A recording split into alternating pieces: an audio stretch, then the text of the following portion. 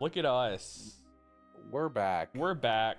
Welcome back to the Manga Book Club. This one is obviously public for all, so welcome. This is covering chapters 1 through 100 of Golden Kamuy. Probably one of the better things we've read. And Jello, did you know that this is the second manga we've read with gold in the title? I'm like thinking and I can't think of the other one, so no, I guess I didn't know that. Pokemon. Oh, got Heart Gold. Yeah, gold. Okay. Yeah. I mean, I guess 3 if you count Heart Gold. Did we get to Heart didn't get Gold? that far. Oh, we didn't get that far. Yeah, No. true. Never mind. It's all a blur.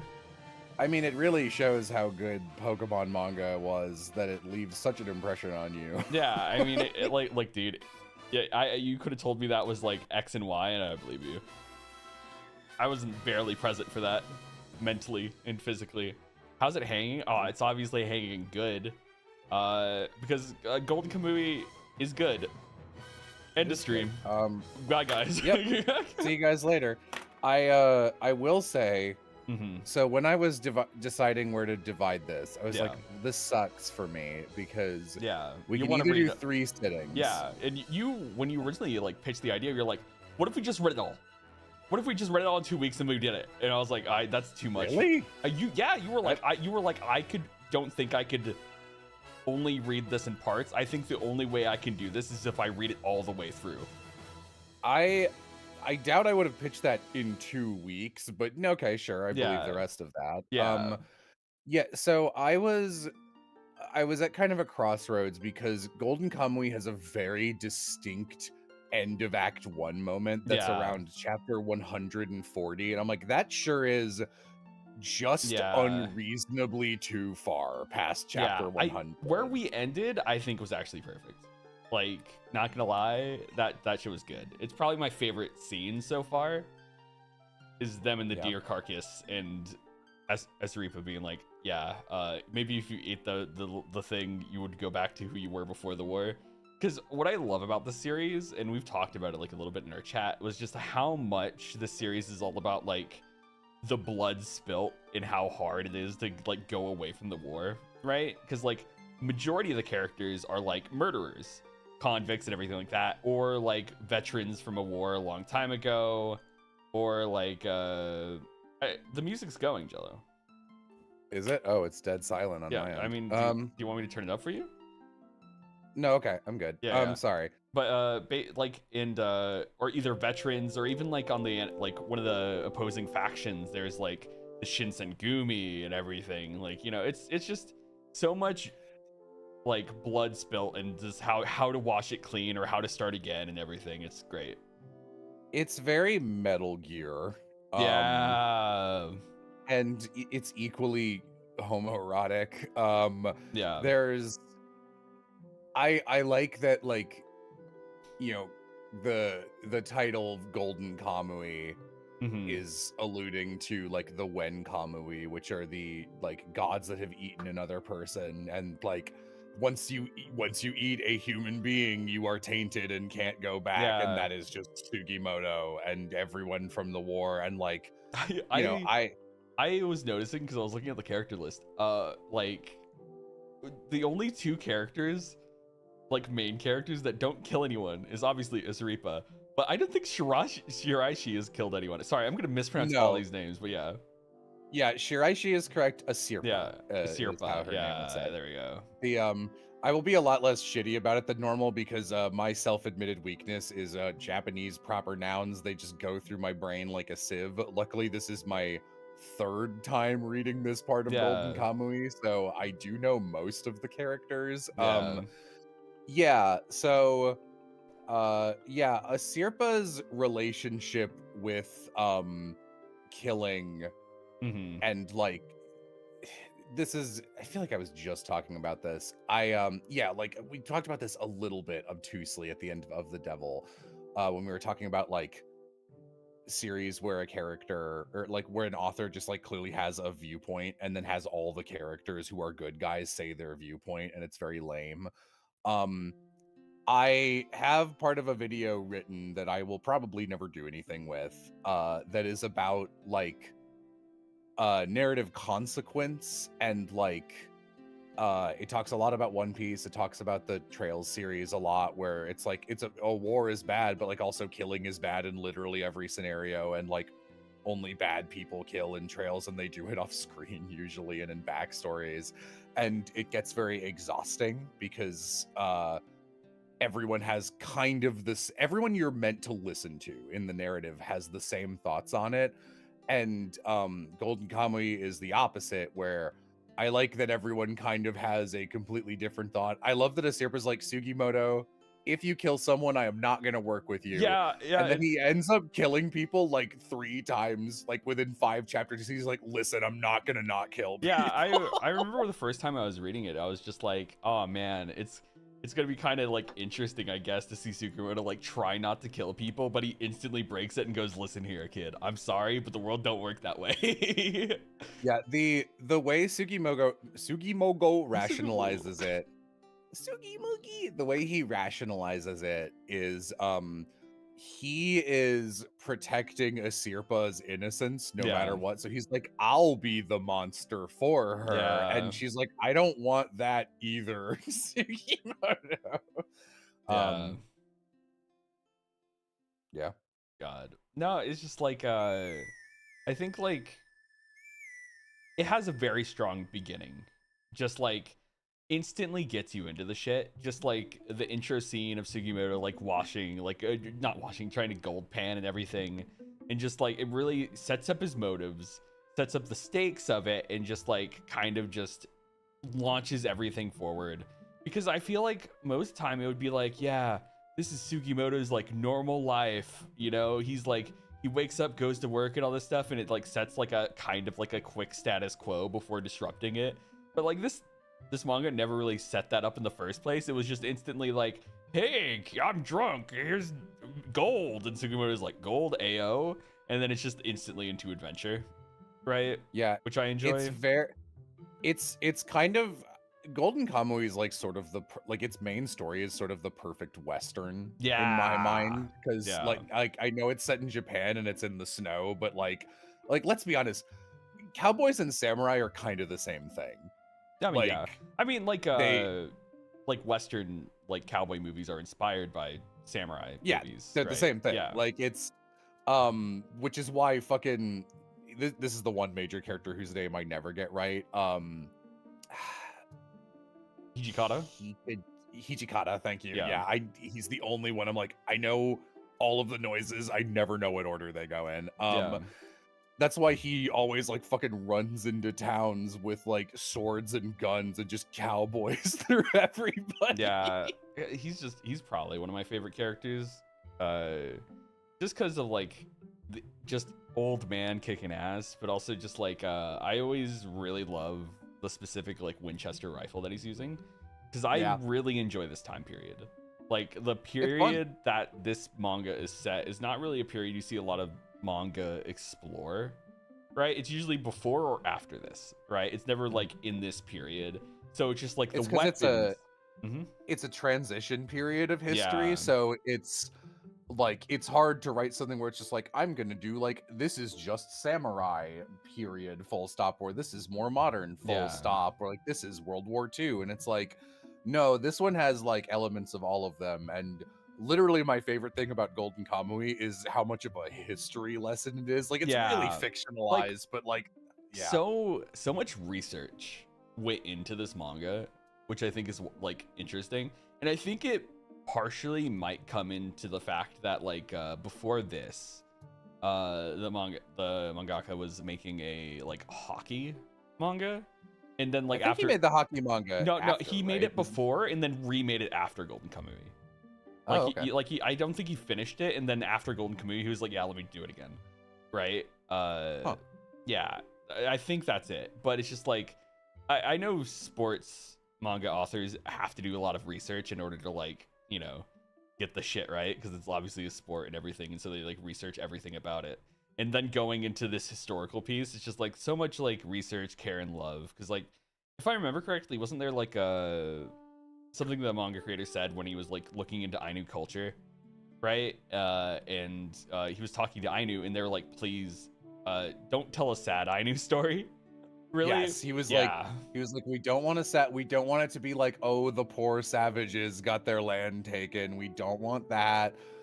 He's like, okay, cool. I love a Sirpa's take on being an Yeah. Ainu, where she's like Sugimoto even makes fun of her once, where she's like ignoring him by pointing stuff out and defining stuff. He's like, "What are you, a fucking Ainu encyclopedia?" And like she's so well versed on it, but then also, Yeah. you know, she'll be like listening to Hoochie, her grandmother, like tell a story, and she's just like, only the old people do that. Like the idea that she like the good and bad parts of her being like, I'm an Ainu woman for a new age. Like Yeah.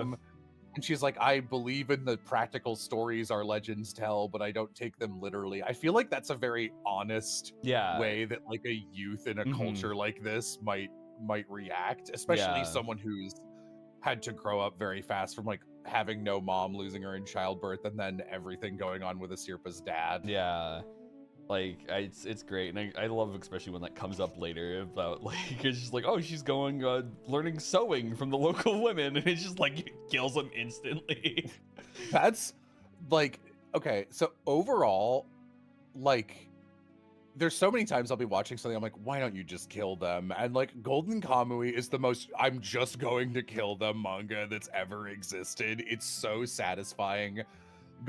Like I love how crunchy and immediate all the violence is. I love like it's just this thing of one thing I've realized, and it makes the violence more shocking, is like sometimes people get stabbed, but there's like no blood to like hide anything from it. It's just literally you just see blades going through their faces and hands, zero blood, and it's just like you see everything, and it's like, oh, okay. Yeah, everyone is meat in Golden Kamuy is so funny because you never know who's going to become important or who's going to die instantly. It was like you sent a picture of in the scene where like Ogata comes back and has his new design, and there's like another guy who it's like, oh, like Mishima or something, and Tanigaki recognizes him. And he's like, what are you doing here? And he's like, don't worry, I've been tracking Ogata because we know he's a traitor. And you sent a screen cap of that guy and was like, his eyes, they're so innocent. I don't remember this character. And then he dies literally like the next page. Like every time I look at someone, I'm like, who is this again? They die. And I'm like, oh, that's why I don't know who you are. Yeah, exactly, right? Like, that's just how the manga is. If you read it once, you go, oh, because every character that does stick around is so memorable. Right? Like, even though you don't like realize it, it's just like, even if the author doesn't realize it, because like when Ogata first shows up, he didn't really have a design. He just kind of like was there, went into the river, and then he's like, I guess I'll bring him back, and then got like an actual real look, right? And like even then, so like Sirpa at the beginning is just kind of like, who are you? Why do you look like that? And then slowly evolves into like the design you see like throughout the rest of the manga, right? Like, I don't know. It's just very fun. Golden Kamuy is so like it's also, someone was like, I'm shocked by how funny it is. It's like, it is very funny, and it's got this like whiplash sense of humor that I really appreciate, where like almost every chapter that's hunting starts with like a Sirpa in these like beautiful like trotting around with nature. Like there's one that you screen cap where she's like playing with a seal, and then the chapter opens and she's literally clubbing a seal to death. Yeah, go on. And they do that all the time. There's like a bunch of jokes that are just like, you turn the page and like wham the emotions. Like in the chapter with the two Yakuza guys who were lovers and they die together like in the sunset, and they're like, oh, my princess will be together in death. And it's like given this like credits are gonna start rolling kind of look, and you flip, and the last page of the chapter is literally Sugimoto walking up, and he's rolling up his sleeves and he goes, it's skinning time. It's like this author is the master of the page flip, right? Where he's really good at it. Really good at it with the seal thing. One thing that I really loved is when they were going, like some of the characters were going into the mansion of the taxidermist guy, and it's just like the panel of him just in the like the skin suit with a knife and stuff. It's just like peak horror like stuff. It's just like this guy just knows how to utilize a page flip to just either tell a scary story, a violent story, or like funny. It's just like such an excellent use of it, right? It's just like you never know, and it's just like he mixes it up so well of like, you don't know whether I'm gonna tell a joke, whether someone's gonna die or anything like that. You won't know until you flip the page, and it's just so fucking wonderful. It's a little like it's more in like microcosm and over page flips, but it kind of reminds me of the feeling of reading the Chainsaw Man guy's work, because you're like, I never know quite what the fuck you're about to do. Yeah, it's the mind of a madman, and so it's just Edogai and Surumi. Yeah, I remember the first time I was talking with Bo, the first time I was reading the Edogai arc, and like going from like, because in my head I'm like, okay, so you've got Hiji with his samurai shit, and you've got that guy and he's got his faction, and like obviously you see so much focus on him, and like he's pretty much invincible and wins every encounter he has. So I'm like, okay, this guy is like a real historical figure. He's like a completely acceptable boogeyman to use. So in my head I'm like, he seems more focal. And every time Lieutenant Surumi shows up, he does some damage and he's nuts, but he kind of loses. And then I see this sequence with him kind of perfectly parrying everything Edogai's about to do. And he's like, I'm going to be a horror I'm going to be literally Leatherface. I'm Ed Gein. That's what my name is coming from. And I'm going to kill you. And Surumi just turning around and going, this is beautiful. Dude, look at my human leather skin. And I was like, oh, Surumi's the final boss. Yeah. And like my favorite, and this isn't, I'm gonna say this isn't a spoiler for the rest of the series, because Ogata calls him out on it early in a panel, if you're paying attention. I think it's Ogata, where he's like, Ogata says something like, all these fucking empty words like comrades in arms, how many boys have you tricked into throwing away their lives for you, Surumi? And you get to see him do it with Tsukishima too, and he like and like seeing Edogai as the first one, you were like, wow, Surumi handled that crazy serial killer really well. And then like you're like, the rest of the series is kind of you just like zooming out and getting to see how Surumi did that to everyone he's ever known, and how he's like shockingly good at it in every scenario. And it's like, oh, you're like an excellent villain. You're like, really good. Because it's this thing of like, you look at Hijikata and it's like, he is the hero of his own story, right? You look at Surumi and you're like, you're just the villain of everyone else's story, right? Like you're no one's hero at all, right? And so it's just like, so just for context, I never finished Golden Kamuy. I got to the 98% mark and stopped, right? And knowing this manga and just everything about it, fucking 90% of these characters could die in the last 2 chapters. I don't fucking know, right? So I do remember, again, I read it serially with Bo, and I was like, I have no idea who's gonna make it to the end. Like literally, I could see everyone, like no one has plot armor in my eyes. Sugimoto could die, Asirpa could die, Shiraishi could die, like anyone could die right now. Yeah, and like it's just this thing of like, and due to Hijikata just being so cowboy, I'm like, there's no way you live. There's no way you live as like the most cowboy out of this entire series. He was the only character I was like, I'm certain you will die, because you're like, you're a historical figure who, like, you know, people kind of do the Tupac Elvis thing where it's like, did he really die where they said he did? And this series is like, no, he didn't. He went on to be a super cool cowboy, and then like obviously he's gonna die. So like literally, what's it? His like right hand, the guy with the beard, Nagakara or something. Nagakura, Nagakura, he's literally like, are you just looking for somewhere to die? Like right away, and they're like, okay, but like you don't care because it's so fun to watch the old man cowboy through random moves. It's wonderful. Oh, fucking Surumi literally cuts a guy's ear and ties it around his neck, dude. Fucking the fact that Surumi is the only man that can control Nikadao or whatever his the twin, the character is insane, because like the twin is like obviously the most openly crazy character ever. The fact that he just keeps following this man is just like, man, that's wild. That's such a good scene of like, okay, I got you, and I'm just cutting off parts of your body, and then he leans in and it's just like, I'll let you kill Sugimoto if you tell me stuff. And like Kohei just folds instantly. He's like, that guy's also a traitor. God. I love how this series takes random minute historical figures like Eddie Dunn and just puts that, it's just like, here's the guy who, and he's even like kind of foreshadowed where it's like, hey, here's a dude who used strychnine in a way that ended up like leading heavily to the extinction of the Hokkaido wolf. Yeah.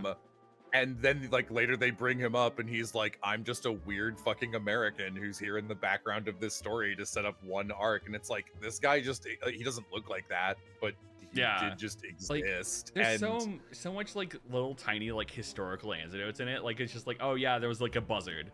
And then it's like that. And it's like you get done with like a side story, basic like a Yakuza ass side story, and it's like, yeah, by the way, this is kind of really happened. And it's like, what? Yeah, and like they'll include like cryptids and shit, and then even this time I will say I actually don't know if I'm gonna do an Imgur album at the end of this. I have had like no jokes. It's just like Golden Kamuy is funnier and more interesting than me. There's nothing I can add to it, frankly.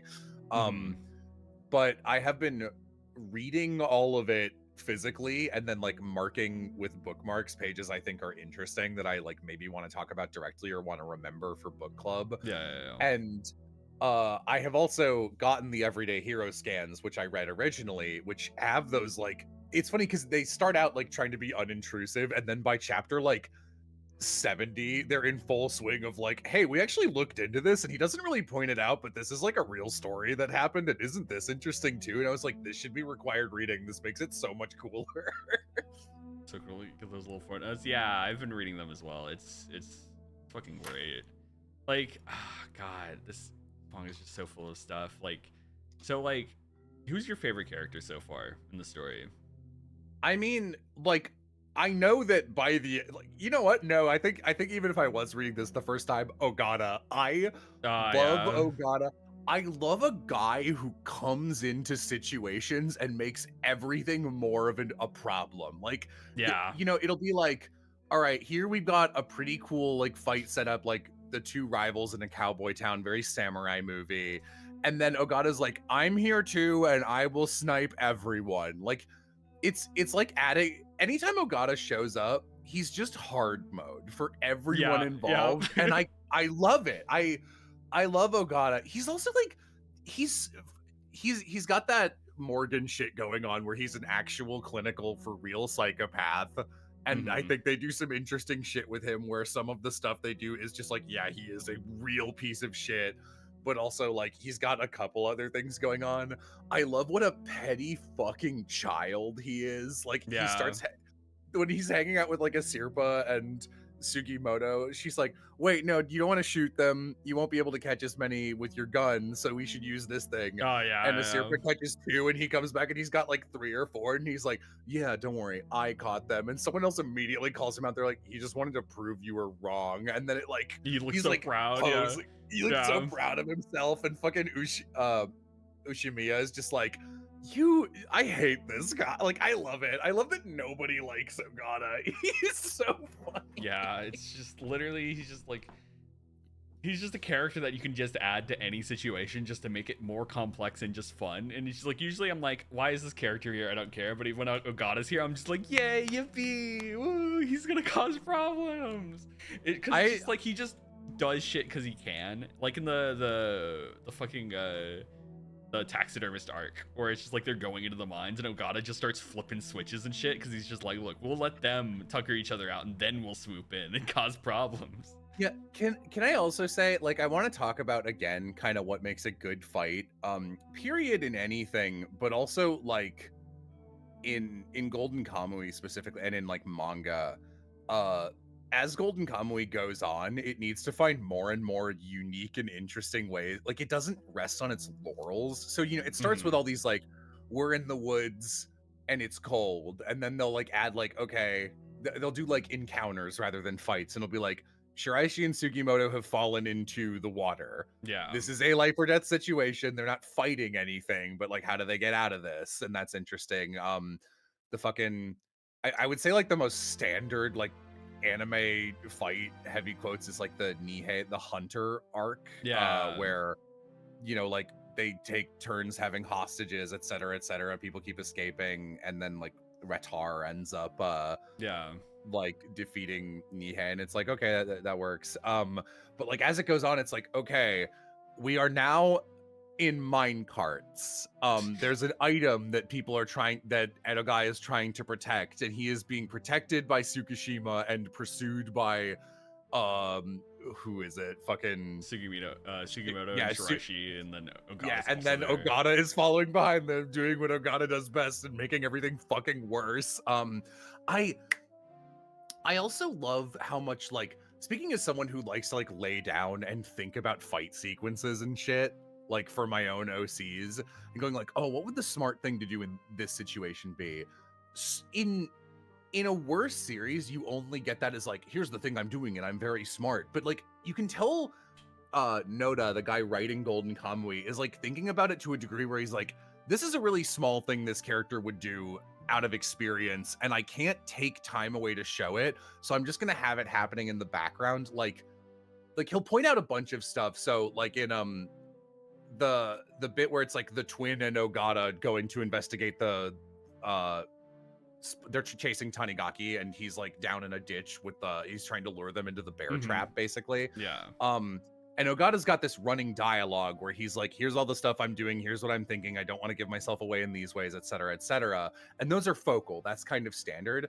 But then there's even stuff like the author bothering to have Ogata grabbing a handful of snow to put in his mouth so that his breath isn't giving. I'm like, you didn't need to do that. That was just extra work for you to show how on point Ogata is. And also, Ogata gets so many good sniper fights across this series. They're so interesting. I love every one of them.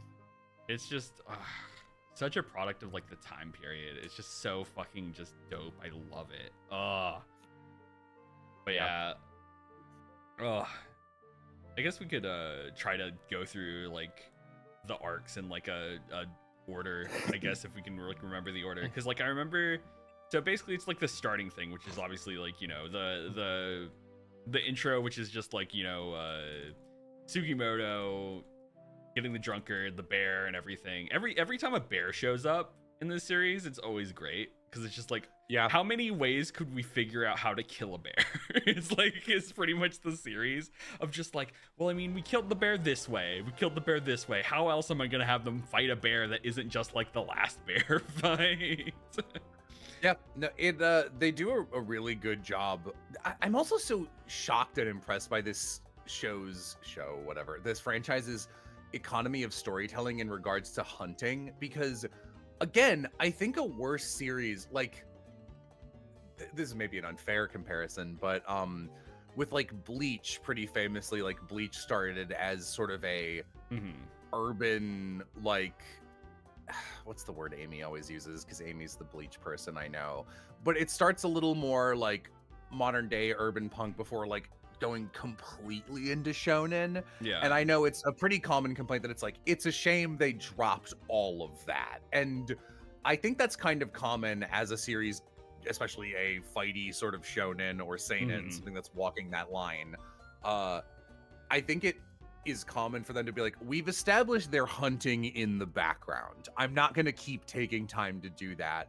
But Noda keeps finding ways to be like, I'm not only going to show them hunting, but the way they are hunting is going to be thematically relevant to whatever arc is going to happen. And sometimes it's very direct, where it's like the first time they're catching squirrels, I think it is, and then they literally catch the sort of unnamed who cares first convict that Ogata kills, and then afterwards they catch Shiraishi the same way. And it's like, that's really cool and that's very direct. But then like the shit where it's like, we need food, let's go hunt a deer during the hunter arc, and the deer, they're like, Sugimoto's thing, it's so funny because like Asira's always like, yep, killing animals, this is what we do to eat, and she's very I love like Full Metal Alchemist, Dungeon Meshi, they've all got this like cycle of nature. I love it. I kind of love the brutality and honesty of just being an animal. And Asira's always like, yeah, this is just what we do. And she's like way more mature about it than Sugimoto is. And you can just always see Sugimoto making the exact same sad face in the background whenever they have to take out an animal and they can't do it instantly. He's like, I don't want people to suffer. This is so sad. And the little arc where they're chasing the deer, which kind of starts as just its own random thing, sort of to be a parallel hunt to the one that Nisei and Tanigaki are doing with the wolf. And by the end, it's like Sugimoto going like, I hate watching this creature fight for his life over and over again for no reason. And then he sees the deer and it's just him. And I'm just like, this, not a moment is wasted in this series. Like everything thematically kind of matters. It's this great thing of just like, they do a really good job of showing how much the war affected Sugimoto with like the flashback scenes and everything. It's just like, and even like Tanigaki, which, you know, and everything like that. Just like war affecting people, but in a way that I can believe, you know? It's like, what the fuck is this music? But like the flashbacks and everything, but it only comes up every now and then, which is great. Because like if you do it too little, then it like doesn't matter. But if you do it too fucking much, then it's just like annoying. Honestly, it feels like it's like, I'm sorry, is this character's trauma their entire self? That's so lame and unrealistic. But like, I love the full breadth of Sugimoto, where he's just like, Sugimoto is probably my second favorite character. I think they do such a good job making him, a Sirpa, and Shiraishi so instantly likable. Where like right away, Sugimoto, like Asirpa's just like, okay, what are you doing with that body? And he's like, I guess I have to tell her about the gold.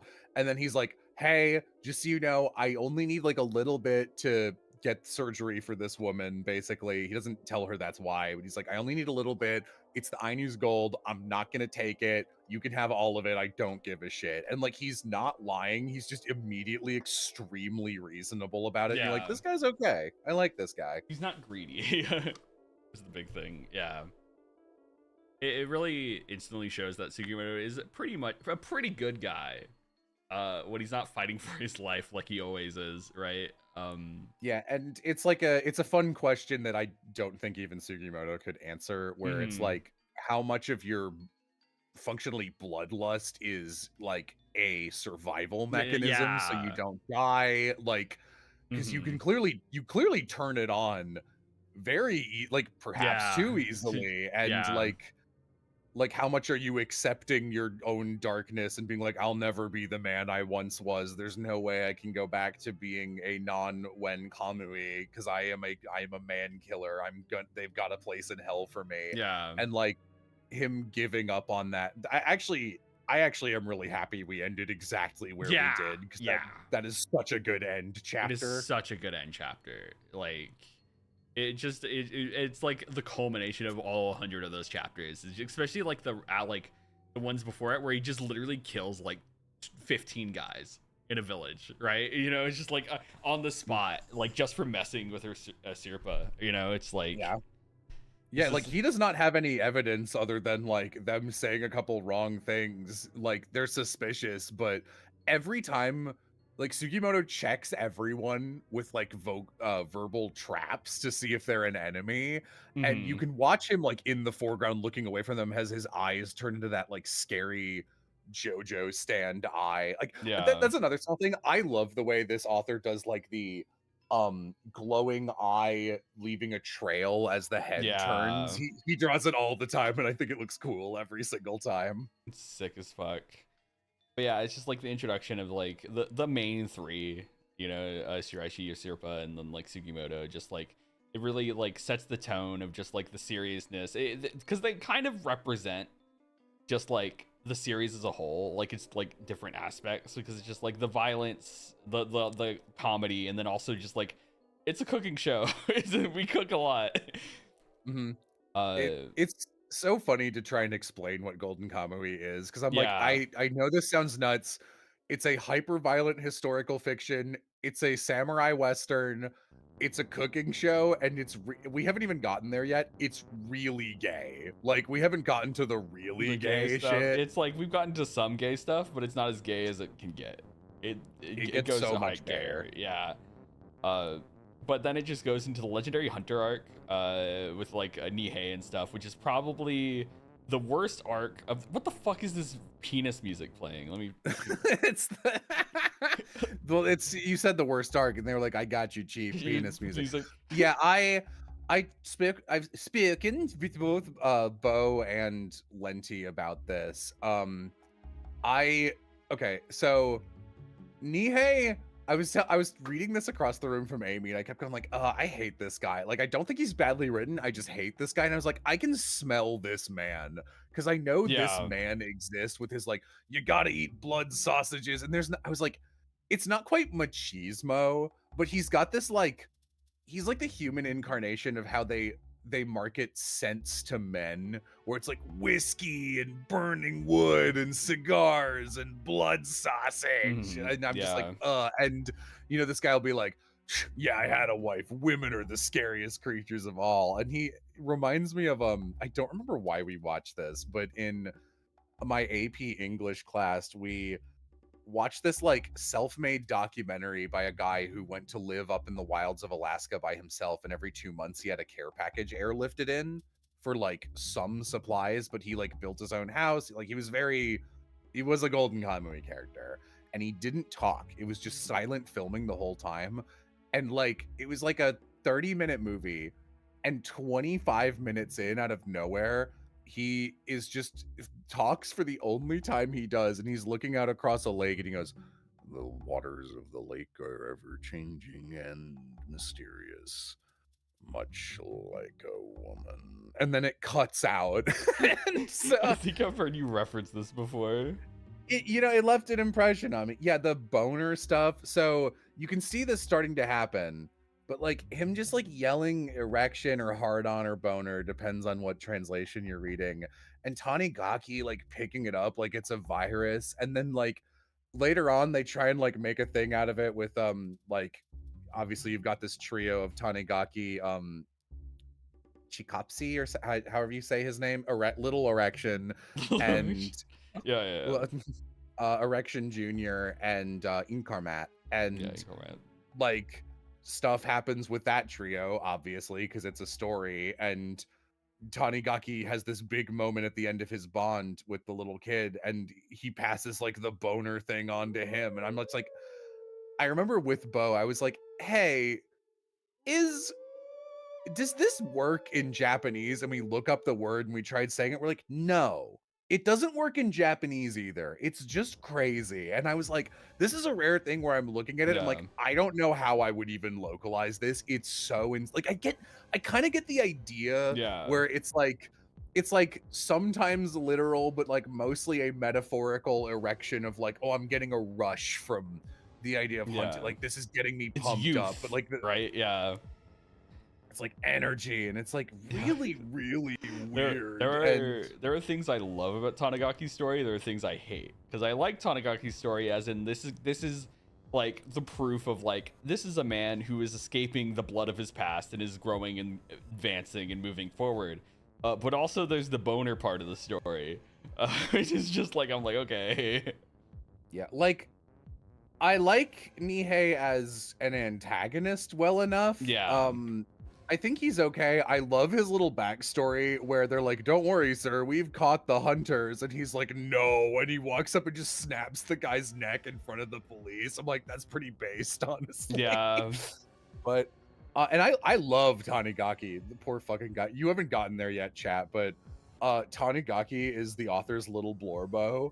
And it's so fun. He loves Tanigaki. He wants to fuck Tanigaki so much, and it's so funny, and it gets so obvious. But I think there's only like one note. It's like way more subtle than it gets. But they're doing like a quick recap at some point of like, here's the story so far, and they like label Tanigaki as sexy Montague, and it's like, all right, keep it down. Yeah. But yeah, I don't like that shit, but I do like the deer shit Sugimoto's doing in that arc. Yeah. I think it's like interesting and sad. Obviously the arc kind of ends with this like retard fucking goes and has with her wife, but later on, a couple years later they die, and it's like, oh, I'm like, oh man. And I also like, maybe this is a little crazy, but I do kind of like that it's funny because you think this would be one of the objectionable things I don't like about Nihei, but I do like that he's just like, nope, I want to be the last hunter to ever catch one of these wolves. They're never getting a population back. Yeah. And I'm like, I think that is objectively evil, but like it also is specific enough to be an interesting character drive for me. Like it's believable. So I think it makes for a pretty good story. Then what's after that? Is it the it's Sugimoto. After. Well, maybe we skipped it, maybe it was before this, but there's also that arc where Sugimoto's like, no, I can't get a Sirpa in danger, and he fucking he goes and gets captured by the 7th Division. That's where that's one of my favorite fights, because it's just like, it's one of the first, like, I guess, like fights with like multiple people in like a normal building that isn't in the woods, right? Where it's just like Sugimoto in the chair gets like the stick stabbed through his cheeks, right? And it's like the first, like, just, this is visceral, right? Where he like breaks the chair, kills a guy, and then uses the other guy's entrails as his own entrails to get like snuck out. I'm like, that's such a smart and cool, interesting like thing to do to escape, other than just busting through the wall, right? It's a really good formal, like, the 2 introduction scenes you get to Tsurumi, like, Tsurumi's an excellent character too, because he's fucking bonkers McGonkers, but like so smart, where he's got this like superior officer who's just like, you're a fire. Tsurumi just leans forward and bites off his finger. The guy's like, oh my god, fire, get rid of this guy. And the guy just works for Tsurumi and turns the gun and just shoots the dude whose fingers just got bitten off. It's such an instant introduction, like, this guy's crazy and the military does not know how many people are on his side, rather than the nation's side. And then you immediately follow that with like all this crazy shit with his clattering teeth, and he just stabs the thing through Sugimoto's cheeks out of fucking nowhere. And then he's like, don't worry, Sugimoto, like, come on, tell me where the skins are. And he goes, if you saved my life in the hospital, I'll tell you. And he's like, okay, go, everyone go as fast as you can, save Sugimoto. And then he like turns to some guy and he's like, get me a horse, I'm gonna follow them, make sure he tells you where they are before he dies. Like, they just don't even... he's just a motherfucker. It also shows how fucking Shirashi is useful. Like, I do love the running joke of Shiraishi, like, everything biting his fucking head. But like, Shiraishi is a really good character, and they introduce him as like kind of the gag member of the trio, and I love that he's actually like shockingly ride or die and shockingly helpful. I love the way that arc ends, where it's another great like page flip joke where Sugimoto's like, oh, you had to save me, Asirpa, I'm so sorry. And there's these 2 panels of like Asirpa kind of like her face falling in like a, oh, I can't stay mad at you kind of way, and then her foot lifting off the ground like she's about to run. And in most manga, that's keying up for a page flip and like a big hug, like, oh, I missed you, and it's a page flip, and she's hitting him in the fucking head with the Sutar like big stick, and that's the end of the chapter. I'm like, this is so funny. And then like later, Sugimoto's like, I just wanted to protect you. And she's like, you ran off without telling me and got captured and then put everyone in danger, you fucking child. And he's like, I love it. I love it when Sugimoto gets those big innocent eyes. You know, the ones? They're great. Yes. God. But yeah, that was that. And then after that was the hunter arc, and then after that is the fisherman. Yeah, I think I mentioned this a little bit just so I wouldn't forget. Yeah. I do think the first 100 chapters of Golden Kamuy are its weakest 100 chapters. Yeah. I do think it's a manga that only gets better. And I think a big part of that is I don't love a lot of the sort of episodic tattooed prisoners, because I like them, like the some of them are used like in ways I really like the counterfeit guy and the guy who can disguise as other people. Those 2 were both really good. And it's just like, hey, here they are. The counterfeit guy's not that bad. Here's his role in the story. Oops, he died. So now you can't use him. You need to use Shiraishi. And here's this other guy. Let's try using him in an interesting way. Oops, it didn't work. And that's all interesting. And those guys are bad. Especially the duplicate guy is a bad dude. Mm-hmm. And but like then he's dead. And you're like, okay, that makes sense. I might get some pushback on here because I saw some support for this character. My least favorite character in all of Golden Kamuy is Ienaga, because Ienaga exists for one specific moment, like 150 chapters down the road, and unlike everyone else, she does nothing in that interim and is just a crazy freak who they have no reason to keep alive at all. And it's like one of the only times where I feel like the plotting is kind of transparent and doesn't make sense for character motivations. And I guess my issue is like with crazy fisherman guy, who is like maybe the single craziest killer in the entire thing. And Ienaga are both just like pretty reprehensible. Like I don't think there's any defending their existence. They are both monsters. Mm-hmm. And like both of them are kind of given a narrative pass in a way I don't feel a lot of the other people are. Like, this is such a complicated series in terms of like how far can you go down the sin rabbit hole before you are truly irredeemable. But like with Ienaga, it's just like Ushiyama saves her for whatever reason, and I don't think it's romance, because if I recall, that never comes up again. So I just think that's weird.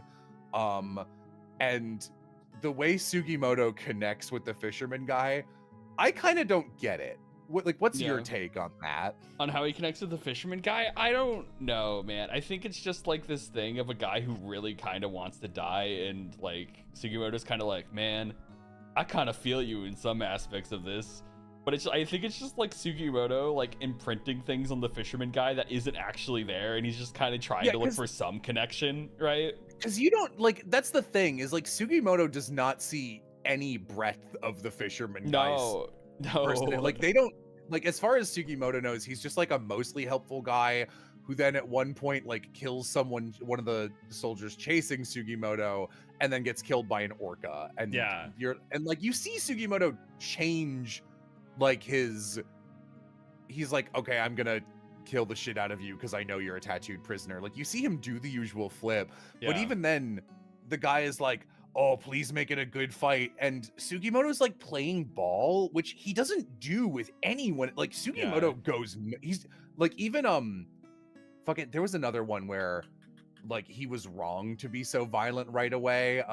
It was when in the Red Bear arc with the Yakuza guys, when they go to Eddie Dunn's place and Asupra's like, can I please have my the fellow Ainu's like wedding gift? It was like very uncool that it was sold to you.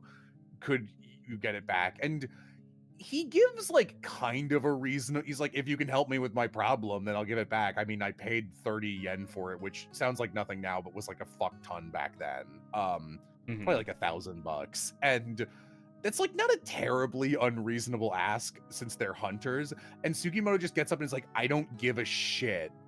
Like, and he's clearly like, can I beat the crap out of that guy? And Asira's even like, what are you proposing? We go in and kill him and take it? Like, why would we do that? Like, she's just like, no, don't do that. I feel like that's sort of Sugimoto's baseline. So it's very weird to me that he's like, yes, let us play this little game together with the guy who literally has like a snuff fetish. And I'm like, I don't get this. It's just like, I don't think Sugimoto looks at this guy and goes, he has a snuff fetish. He looks at him and thinks he's some guy like Hijikata, right?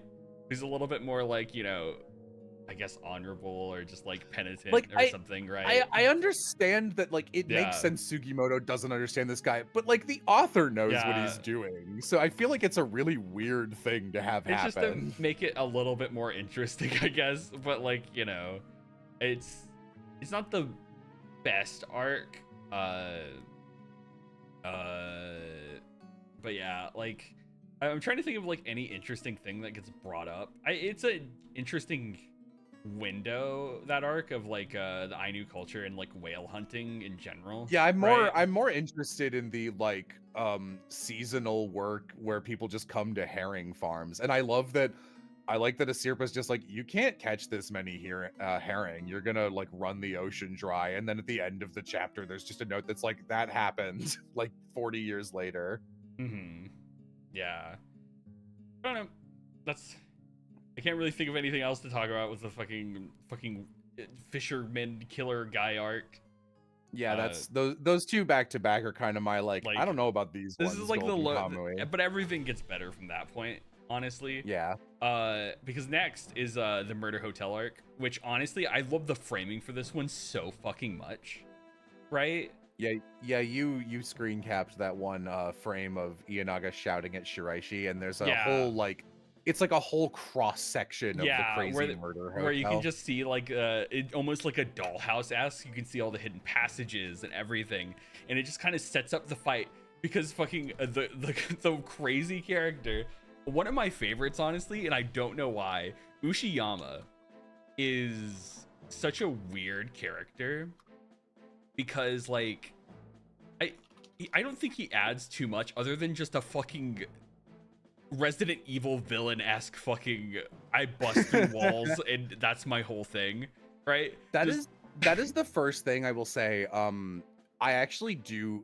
really like Ushiyama because like he's got this like he's very lustful, but other than that, he's actually like he's on good terms with with Sugimoto and Asirpa forever after this. Like even when they're like on opposing sides of conflicts, he's just like, I mean, I like those two. We hung out once. And I think one of the only things that the anime does better than the manga is at least I've only watched the first season, is you get a little more just because it's an anime episode, them hanging out at the bar and especially him and Asirpa bonding is a lot more drawn out and interesting than it is in the manga where it's like 3 pages and then she falls asleep and she's like, no, my friend Professor Penis, he is dead, I carry a fish cake. But like, yeah, Ushiyama is just like, he's just like, I'm invincible, I have a max defense stat. He's just a crazy guy.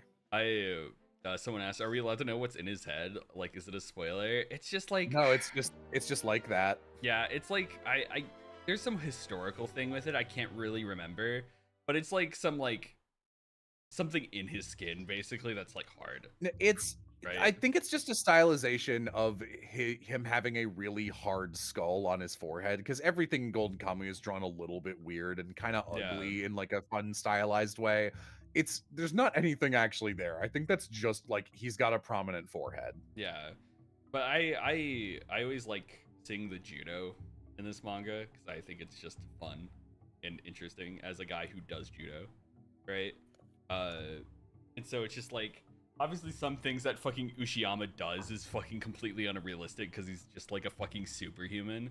But it's just like whenever Sugimoto does judo as well, it's just like, oh, this is a very interesting like thing to do because you don't see like with manga typically you see a lot of like striking stuff like karate or like other things, but very rarely will a manga artist go, I'm going to draw this grappling sequence because God, is it complicated and you would have to show so many panels to do it. And that's why like I feel like for the most part when you look at judo and Golden Kamuy, it's like just very basic over the shoulder throws. Right? Because it's like, yes, I grab the sleeve, I grab the shirt, and then I just yeet him over my shoulder. That's pretty much it. Right? Because anything more than that, it would just be like, oh god, all this stuff, so much movement and technique. Yeah, where it's just like I couldn't really fully tell what throws that like Ushiyama or Sugimoto were doing because it's just like I can't see the footwork, for example, right? Because they only show like the upper body. That's because it's just I will say, as much as I love the brutality of most of the fight sequences in Golden Kamuy, sometimes when stuff is up close and personal, I do just see a page. I'm like, I don't know exactly what's happening here, and I'm just gonna like, and with the judo grappling, it is rough because you can't see that. Like, you would need like 4 full page spreads to get the full picture. So like, I get it, I understand, but I am just like, they are fighting, and then I just kind of skim over it. Yeah, but it's just like showing that like frame of the house and the hidden passages and everything, only for Uchiyama to just burst through walls, like Shiraishi to like fall through the floors and everything, and just a frame where every character is during this exact moment shit's about to go down was like fantastic. It's fun. I think Noda does a uniquely good job when it comes to, hey, I as a creator read about something that interests me and I'm going to incorporate it into my series, and he manages to do that almost every time without like taking away from shit that matters or doing it in a dumb way. So like almost every single masked killer, no, tattooed convict is based on a real person. And like Ienaga, I don't remember her name. It's like this is like one of those things that I know about. And I'd like spent, you know, an afternoon wiki binging about this after reading this chapter the first time. She is based on one half of a husband and wife murder team in America who did pretty much exactly this. They didn't eat people as far as I remember. But I won't go into that. You can look into that. That story's got some interesting shit in it also. But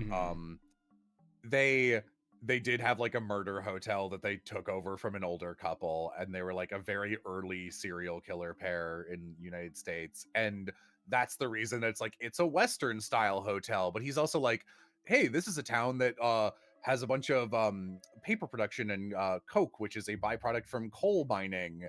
And this town and region really existed, and there were American investors, so maybe they did this town to make Americans feel a little more at home. And it's like, yeah, sure, I'll buy that. Yeah, why not? That's believable. Yeah, and I respect that. But no, it's just like it's just such a interesting way to just set up just like oh, Zelda music. A fucking it's just a way to oh my fucking god. I asked for the whole OST. I didn't ask for sound effects. Okay, you little shit. Right? Okay. I'm sorry. No, I didn't think they'd include those. I picked the longest one because I didn't want to have to restart or refresh or hear the same song over. And now we get this. But yeah, like the murder hotel was like short and sweet, but it was a very interesting way for Sugimoto to get introduced to one of the main members of like one of the other factions, right? Because at this point he hasn't met Hijikata yet, and only like Shiraishi has met Hijikata, because obviously Shiraishi's doing the fucking whole like double agent type shit, right? Like but it's just like, and so now everyone kind of knows at least one other person in like the other faction, and so things get a lot more interesting. Because one thing we've talked about with this manga before is I love how these enemy factions will work together sometimes, because it doesn't make sense to instantly kill each other, right? Yeah, it's so fun to watch the parties split and swap characters, and even just this last, like we're getting like the first part of it now, where it's like Ogata's here. Yeah, Ogata, Ushimiya, Asirpa, and Sugimoto together. It's like, this is funny. And then you get like Shiraishi and the extremely serious Shisengumi dude. So they'll be like, here's our sad backstory. And then it cuts back to the present, and Shiraishi's just farting next to them. And they're like, we are very serious cowboys. I love that one panel of everyone going like, Shiraishi, it's like, no, they got Shiraishi for real. We can't save him. And it's like, all of them go like, our memories with him. And they're all like, blah, blah. And he's just like making stupid poses. And then every single person is like, no. Well, that's a shame. Goodbye, Shiraishi, since we already have your thing. And it's so funny because Shiraishi, seeing Sugimoto, is rightfully scared of him and is having literal nightmares about like Sugimoto finding out he's betrayed them. And then it cuts to Sugimoto, and he's like, I want to save Shiraishi, and he's the only person who's willing to. Even Asirpa is like, whatever. Which I think is it's such a nice connection that those two have. But yeah. After that is fucking the battle in Barato, which is such a fun arc, because it's like literally like Sugimoto is not involved. Sugimoto and his friends. It's literally just fucking Hijikata, right, in Ogata, and just like everyone there just fucking duking it out in the most Western fight ever, right? Like literally in the anime, because I'm looking at like an arc breakdown so I don't like miss anything, right? It is like 4 chapters in the manga. It is 1 episode of the anime, and I'm like, it's that an makes OVA, so much. I think It has an OVA to it, but yeah, like it's just so it's episode 12, and then it has an OVA, and it's just this thing of like this entire just sequence is just like I would love to like watch just the anime episode of this because it's just so fun. Just like the complicatedness of like Hijikata trying to like figure out which side to work with, right? And then just starts causing chaos and just like it's just a bunch of people being motherfuckers just trying to burn everything down to get the one thing they want, which is the tattooed skin. Yeah. And I love that Hijikata's like, I don't like the way you work. Yeah. This sucks. And that arc's a lot of fun. Yeah, there's not really, we've already talked about it like enough because that's literally like the Ogata sniper scene, and just like it's everything with Ogata is fun. just and it like, I said to you in our chat, I was like, I like the Hijikata chapters are like, they give you the same rush as watching your favorite character in Fire Emblem kill 15 dudes in one turn, just like oh my god, he hits him with a sword. And I think you screen capped this like very early on when you started reading, and I say a lot of people like, they're like, this is such a great like intro panel, but at the end of the first chapter with Hijikata, where it's just like, don't you want to use a gun? He's just like, well, boys always love playing with swords. Yeah. It's just like whenever you see all 3 of the factions just kind of walk into the same town, you know shit is going to go insane. Right, because this happens like multiple times through the story, and it's just every time it's just like, what the fuck is going on? It's amazing. Next after that is it says it's the Immortal Beast arc, which is that's the 3 red bears. Yeah, that's the 3 red bears, which like I liked that one a lot, actually. I like how it starts because obviously it's like the whole gambling. It's when fucking Fox Lady Incarmat shows up for the first time, and just starts being fucking psychic and just like going crazy and foreshadowing and everything. And so it's just like the gambling, and just it's the point of, I enjoyed what one person pointed out to Sirpa, which is, if Sugimoto wins all that gold gambling, will he continue this journey? It's just like, aren't you scared that he'll just leave? Which he won't, because he's like a little dog like that, but yeah. There's a I screen capped it, maybe I even pinned it, I'll look. There's a panel where Sirpa being worried that this is like the first seed of that. Yeah. And that becomes like a major thing throughout the comic, is Sirpa's relationship with Sugimoto, and like if their bond it just ends there or not. And there's a really great panel of them like talking about it, and Sirpa's asleep, and someone is talking about, they're like in a Sisa, or however, a Kisa, however you say that, like an Ainu house, and they're like, Kiraranke is like, I don't know, why don't you, you're probably gonna, here it is, just this, if you want to put this up on screen. Yeah. I love the way that without saying a Sirpa might be listening to this and be awake, they just do it with this visual medium of like, Shiraishi's just like, hey, you know, you could get money. You're a young guy, Sugimoto. You're hot and capable. Do you have a wife back home or something? Is that why you want the money? And he's like, ooh, and like for Shiraishi, he's just like razzing him, and not rizzing. Then Kiraranke, he's just, Shiraishi's got all the riz. I don't know what you're talking about. And then Kiraranke is just like, hey man, you come on, you don't need to talk about that. And then the last panel is just this like ominous shot of a Sirpa where her face is shaded out so that her ear pops in the foreground a little bit, like, and it's both like a, hey, this is the end of the scene, they're going to bed, here's a character sleeping who is already asleep, scene is done, but it's also a Sirpa was there, maybe she's a little bit awake, and she is a little bit awake, you learn later. And I really like that. I just think that's like, it's whenever a good way to show not tell, right, in a very interesting way. this is like whenever we're reading something, it's just like, oh, I'm John Fartsniffer, and this is what someone is doing in the other panel. I'm explaining it with words, and it's like, hey, this is a comic. You should be drawing shit. Like use your visual medium, and Golden Kamuy is really good at that. How old is Sirpa? Like 13. Like, or she's like even, 10 or 11. 10 or 11, really, yeah, something like that, right? Like, young. She is a baby. She is child. She's 16. No way, she's 16. No, she's a baby. She's like, I'm pretty sure she's like Molly Blind F age. She's like microscopic. Yeah. Here, yeah, I'll look it up. But I really like that. Yeah, she's 12. Yeah, she's 12. Yeah. I think she's 16 in the live action. I think that's because of, like, getting a real 10-year-old to play the like characters. She's 16 at the epilogue of the series. So Sirpa doesn't die. She doesn't die. They don't kill a kid on camera.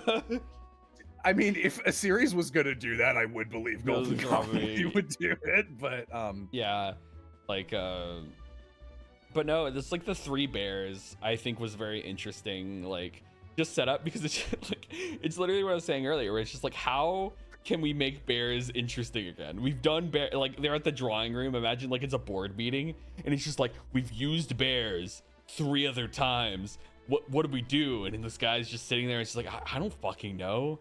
Like, 3 bears, and he's like, that's it, 3 bears. I think they do a great job changing up the animal encounters every time. Where it's like. And it's like, hey, we are fucked if these are like smart bears who hunt together. We've never faced more than 1 bear. The added intrigue of like the consequences of the jockey race, wherever Hirake fucking wins the jockey race, and you just see the 2 heads of the guys, and it's just such a like thing where it's just like, these like random guys that he meets, it's just suddenly they're decapitated heads, and I was just like, I didn't realize at first until it was like, flashback, they're those guys, and I was like, oh shit, I guess they are those guys. Yeah. Yeah. And so it's just like, one of these guys is a killer out for us, and it's just like, oh, it's both of them, you know. But I think they do a great job of flipping back and forth on with like the dramatic irony of what the viewer knows versus what the character knows on that, where it's like they're both like, okay, you guys are suspicious as hell, at least one of you is probably Yakuza. Take off your shirt, you have nothing to loot, show us your tattoos, help us fight the bears. And then like, after being accused, the larger guy is like, I'm fighting you, and then his shirt comes off, and it's like, okay, he's the Yakuza, which makes sense because they don't have any reason to think anyone is a tattooed prisoner at all. And then it's like, I've got tattoos on my legs, and like, that's a surprise. And then they also are like, it's like, no, these guys are both Yakuza, and the thinner guy with the bowler head, princess, I don't remember his name, has like a Yakuza tattoo on his back that the viewer gets to see, but the characters don't. And so you're like, oh no, he's gonna cheat. And then like he cheats so that they win, and you're like, what the fuck? And it's like, oh, they're in like a lover's quarrel right now. This is so insane. I love it. It's God, it's really good.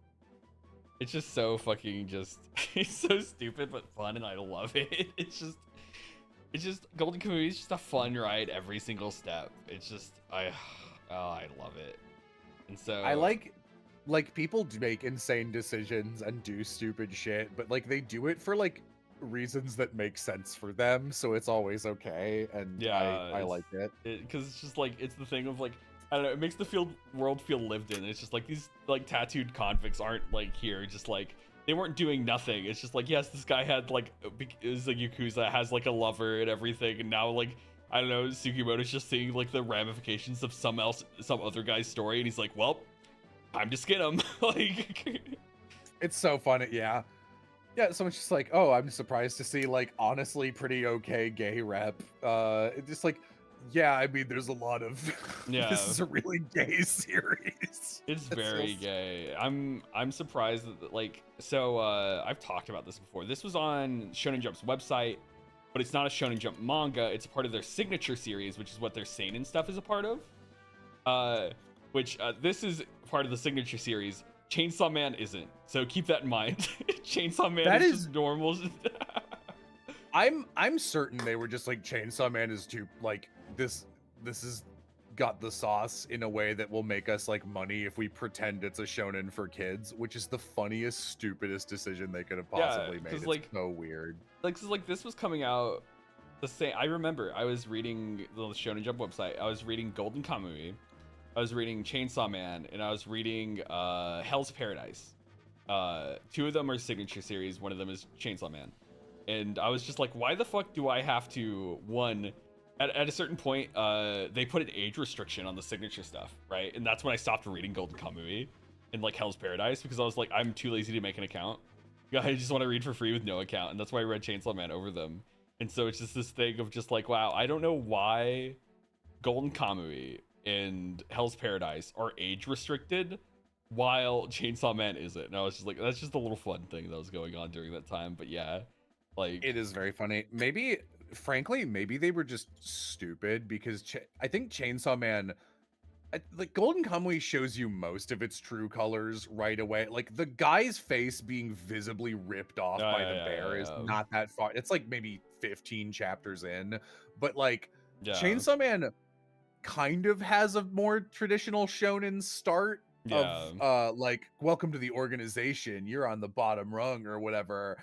And like, but like, it's very funny because it's like, did you guys read any of the rest of this guy's work? Like, did you, who published Fire Punch? Dude, And I would love to do Fire Punch for the fucking manga book club. I'm up for whatever. I mean, like, Golden Kamuy was the one I kind of cared about, so like after this point I don't really care. But yeah, Chainsaw Man is like even more, like, it deals with way smarter and way more fucked up trauma, and then like literally has like actual sex completely depicted on screen in its like title cards and shit. And I guess they were just like, well, it's too late now. It's too popular. Too popular. But yeah, back to Golden Kamuy. Yeah. After that is the Taxidermist arc, which we talked about a pretty good extent already. Because I love Edogai. It was such a. I'm sad that he isn't one of the characters that was like forever around. But also, like, if he was around for any longer, I think he would lose his novelty. You know, there's so much, like, he does such a great. He's such a great quick character, because it's like, you know, he's just like, no, he's the only one who understands me. I love Lieutenant Surumi, and you're watching it, and like, Edogai is this incredible introduction to the way Surumi manipulates people, because it's the most extreme, where you're like, Surumi is the good guy for manipulating this crazy dude, and like, obviously this crazy dude doesn't know what's going on. He's got like some flavor of schizophrenia.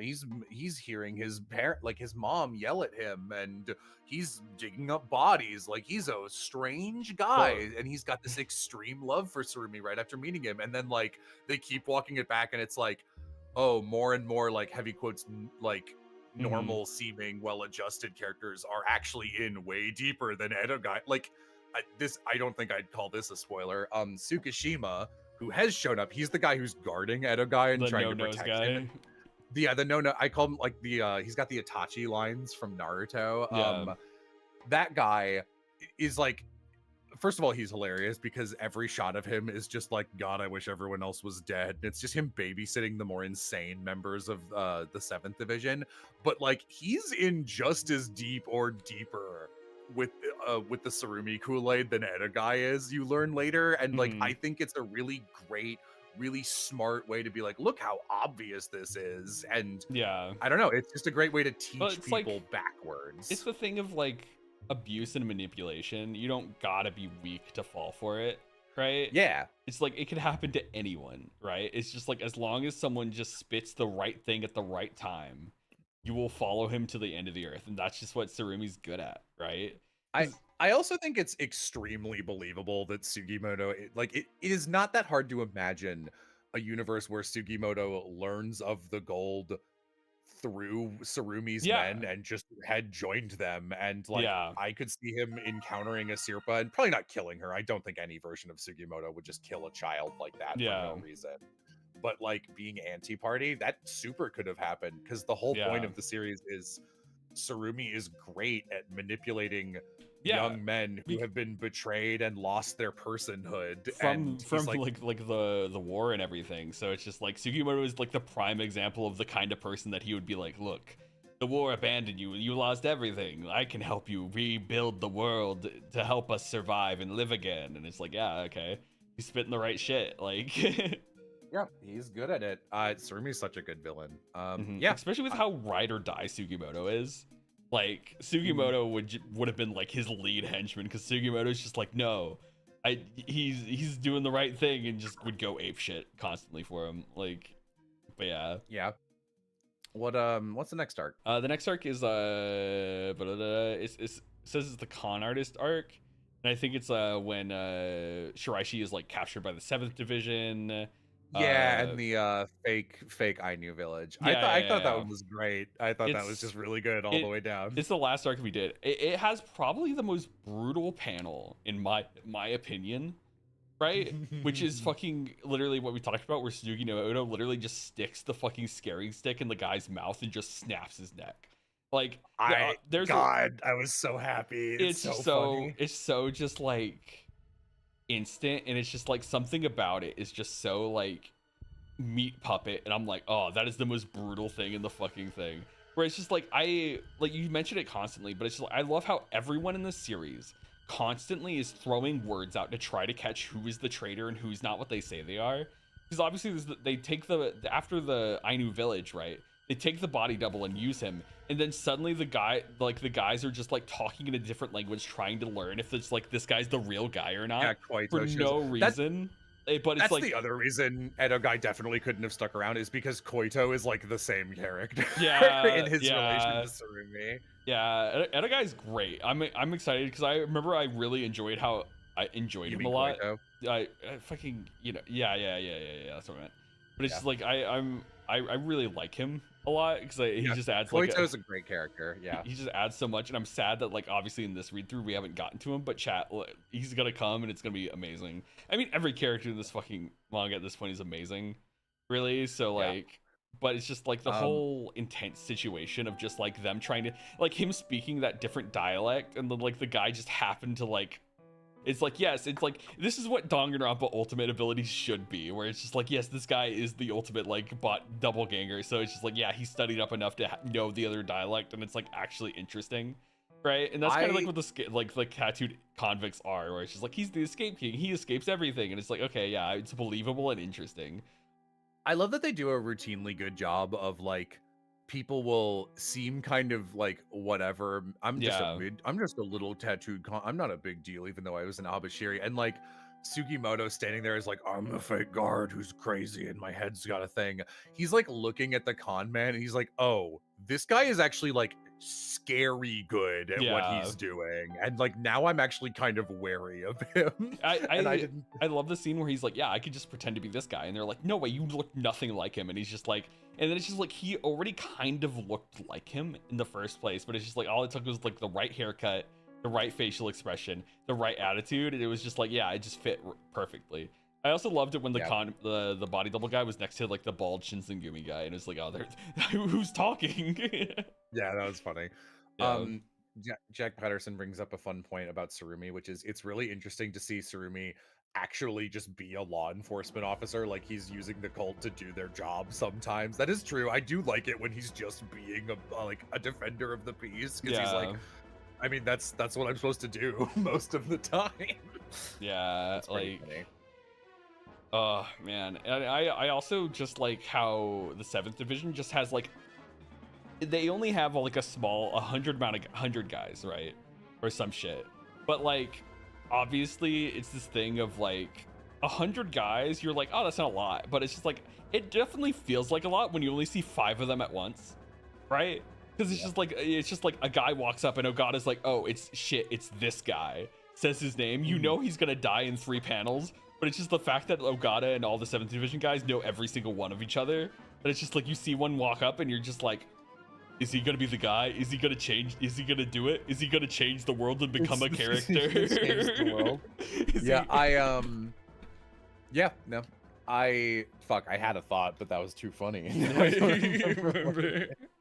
Because any 7th division guy can show up and suddenly just like, yeah, you don't know who I am. I mean, that literally the fucking 7th division guy shows up and is that guy, right? But like, it's just like, yeah. I love how Tsurumi is like clearly his long con plan, like he's clearly putting in the legwork for it, of like he's like wheeling and dealing, and he's like, I need to buy weapons, we need to, it is just Metal Gear. It's like, I need to just make a nation that profits off of war for my soldiers, so we have money, war is profitable. We're 20 years away less from World War One, and everyone sees it on the horizon, and he's just like you see him talking with the weapons dealer who he has make the twins fake leg. You see him like, the reason he's in the herring area is because he's trying to get this uber rich guy. He's like, wouldn't you like to invest a bunch of money in our gun place? And like, I like that they're showing him doing that, because like, if he's not doing that much work, his plan would never succeed. Yeah. He's a smart guy, because it's just like, while the skins are important, he also knows that there are other routes to do what he does. Because if a mad rich gun developer guy supported him, it's like, one, it would make the gold easier to get, and two, I might not even need the gold in the first place, right? And it's just this thing of like, also on top of it, it's just like the fake skins is like, he doesn't have a lot of skins, or we don't know if he has a lot of skins, right? So it's just like, putting the fake skins, one, puts him at advantage, right? But also, on top of it, makes it where if he does get this gun deal, for example, right, he doesn't need the gold, and he doesn't have to worry fully about someone else getting the gold and stopping his plans, right? Yeah, I think that's like interesting enough. Yeah. 2,907. It's in the future. Yeah. Yeah. Yeah, this is actually post-apocalypse. No, but yeah, I have one other thing I want to talk about, but I really shouldn't talk about it until after the next read through. Yeah, because that like big end act 1 moment, yeah, which is them at Abashiri. The thing I want to say, I think will be better if it is completely spoiler free, because like to me it's fairly obvious, and I kind of want to talk about them setting it up, but you know, spoilers. Anything else, chat, you guys want to talk about? Yeah, because that's pretty much all the arcs. We talked about our own personal feelings about it. Like, who's your favorite character? You asked me, I didn't ask you. Ogata's fun. I just basic, but I just really like Sugimoto. Really, like, he's good. I like Sugimoto's my second favorite. Yeah, character. It's like he's just kind of like what the entire series is built off of. Obviously, as the protagonist, which I think is like, it's good to be reading a series that has a good protagonist. Yeah. Asirpa. Yeah, someone mentioned this and I didn't say anything about it in chat. Love the way that like very clearly the author is like using hyper realistic face references for like gross out reactions and like silly happy reactions. I love the recurring thing of Asirpa being so knowledgeable about her culture and being like, I will not eat an animal that's eaten human flesh. And then at the same time, multiple times she'll be like, but technically this guy was actually dead and didn't actually get ingested, and we cut it out before it was ingested, so this isn't the flesh of a god. And Sugimoto's just like, please stop reinterpreting your own culture so you can eat this animal, which is like isn't that such a realistic thing? How vegan? Vegan. That's, I don't know, I feel like that's so real though, is people being like, even the most like, yeah, I'm like super into my own culture and I represent it and I'm like this particular minority or whatever, but then like occasionally being like, I'm just gonna ignore this one piece of culture guy, I really want to eat this slice of pizza or something. It's like, you're not supposed to, I thought. And they're like, shut up. Like, that's so human, I think. God. Oh. Obviously we talked about it. It's just like, I really like how the conversations are just them throwing out traps to expose each other. Because like one thing we didn't talk about is like with the Ainu village with a bunch of guys who replaced them. It's just like Asirpa just saying shit in the native tongue and them just like not responding. It was just like, ah, yes. And then like Ogata just like, what did she say? Him kind of knowing what's fucking happening and just like, oh, I'm gonna cause problems. I love that I like that Sugimoto is like clearly picking up the language a little bit. Because when I personally, I think the Asoma bit with the miso is so funny. And I love like, yeah, Asirpa clearly has some level of cruppy push. Oh, what a horrible Oh God. consonant swap. Puppy crush on Sugimoto, which isn't really evident, but becomes more evident later. You see like the first seed of it when Huchi is like, you should marry Asirpa because she's a baby and no one in this village wants to marry her because she won't learn to sew. And Sugimoto's like, what did she say? And Asirpa's just like, fucking no, she didn't say anything. She says you eat poop. And later there's like a quick moment where like the women of, I think it's the women of that fake I Knew village, or no, it's Inkarmat, when they meet Inkarmat, who is a pretty lady who is probably about Sugimoto's age. I think Asirpa just reflexively is like, I don't really want these two to get along for multiple reasons. She also doesn't believe in any of the shit that Inkarmat is selling, but she's like, I don't really want her near Sugimoto, obviously. And the first thing she says is just like, oh, this guy eats shit, and like puts it on his food, and Inkarmat's like, that's funny. And Sugimoto immediately is like, hey, you said Sugimoto, the word for eat and the word for poop. Are you telling her I eat shit? Which is like, I think so funny that he's like learning enough. He's learning. Man. See, now I hate the miso bit like a lot. I think it's funny, especially because I hate miso. So. Oh my God. I like the miso bit more than I like the boner bit. I mean, the boner bit is like the worst thing about the entire series. Yeah. So, yeah. But yeah. No. Good stuff. Jello, were you smart enough to know what chapters we're reading next? Oh no, I was just assuming we would do 1 to 200. Oh, 1 to 200? Yeah, we can do that. Yeah, I mean, here, let me look real quick. Yeah, like look around in it to see if there's like a good stopping chapter. Yeah, I'll do like an official announcement. Yeah. In a comment here, and then in like probably 2 or 3 days, I'll do a Patreon post with like the next one. Just know that obviously first episode free. If you enjoyed Golden Kamuy, feel free to read it on your own. We gotta reread. Okay, yeah. No, we don't gotta reread from chapter 1, chatter. But 200 is in the middle of an arc, so I do think we're gonna go a little further than that. Let me see. Let me look. I've so 200. Apparently, an arc ends in at chapter 200 and 200. Oh no, okay, yeah, sorry. Yeah. I thought I saw this one chunk of this arc, and I was like, oh, I thought this was a little earlier than it was, but yeah, they yeah, we can do 101 to 200. Yeah, no, that works. Okay. But yeah, just a heads up, as some of you guys who did it for free, the rest of the episodes, which are going to be like 2 others, are going to be on our Patreon. Obviously, you can join the Patreon at the Jello Apocalypse Patreon, and you can get access to this at like what, $5?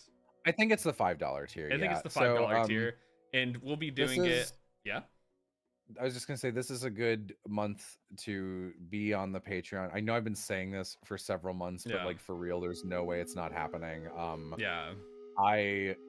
There is a really big video that Aloha, Amy, and I have been working on. The video itself is an hour and 15 minutes or so, and it has, I believe, 7 hours of Patreon content attached to it. So that will all be out at some point in March. I'm not going to speculate an exact date.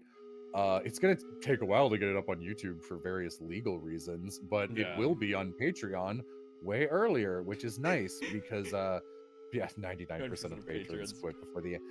And I am like seriously like so close to I'm like 4 days of full-time work on it from being done, but like shit keeps happening to me with like my car has been out of commission for a whole month now, and that has caused such a cascade of other issues. It means that like a shopping trip used to take an hour, now it takes 2 because I have to walk there and back. And then I'm exhausted for the rest of the day. I'm glad that we just finished up The Devil because that opens my Fridays back up, etc, etc. So yeah, join the Patreon on the $5 tier. Feel free to read the series on your own, because obviously Golden Kamuy is just good. You should read it anyways without a book club. Just go, be free. But yeah, we'll be doing the next episode on March 15th at the same time, which is 2 p.m. EST, chapters 101 through 200. So there, go my pretties, go read, go subscribe to the Patreon, go enjoy life. Yeah, say bye. Bye.